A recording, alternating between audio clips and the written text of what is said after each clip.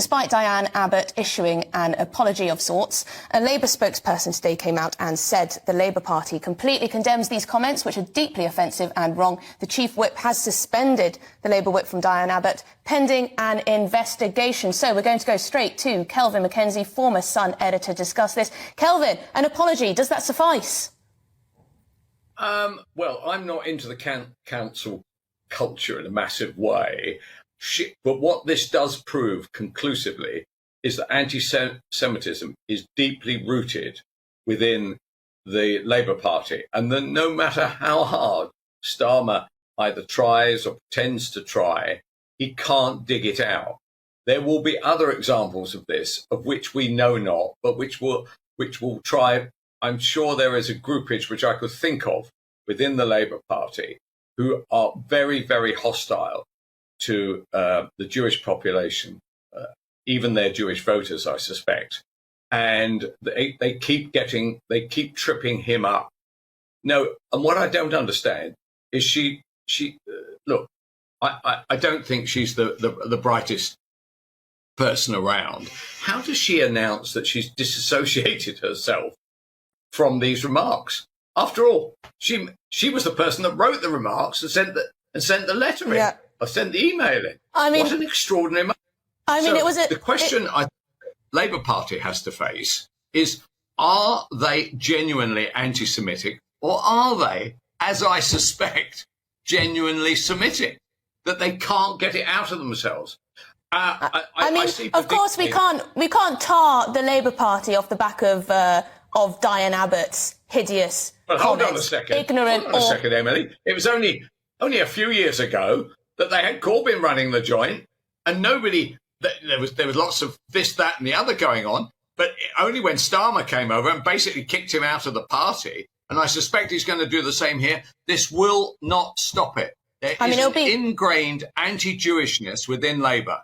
I mean, it'll be quite extraordinary if she does get booted out of the party altogether for this. I mean, I could certainly see the case for this. But she clearly believes, does she not? She clearly believes from her words that some racisms are worse than other racisms. This is a horrible way of looking at the world. It's identity politics gone mad. And I can safely say, as a redhead, there is absolutely no comparison between any prejudice I have experienced for being a ginger and that which Jews have experienced today and have experienced historically. Yes, well, I mean, what is astonishing is that anybody has to say that. Yeah. That goes to show the stupidity of Diane Abbott. Now, she's got a long history of stupidity, but in this case, she's tipped right over. And what it probably means is that she probably doesn't actually spend any time with the Jewish community at all. And so from now onwards, she's going to spend a lot more time with them, apologizing for what she says, or face the same issue that Corbyn faces, which is standing as an independent in her constituency, which I would have thought was probably the most likely thing that is going to happen. Of course, Kelvin. I would like to know who it is within the Labour Party who is not anti-Semitic. I would just like them all to fill in a form saying, I guarantee to you I am not anti-Semitic. They don't have to prove it. They just have to say it. The question for Diane Abbott is, could she, prior to this, have said that? Could she have said that? I don't know. Corbyn refuses point blank to actually make the simplest of announcements about his view towards Jews.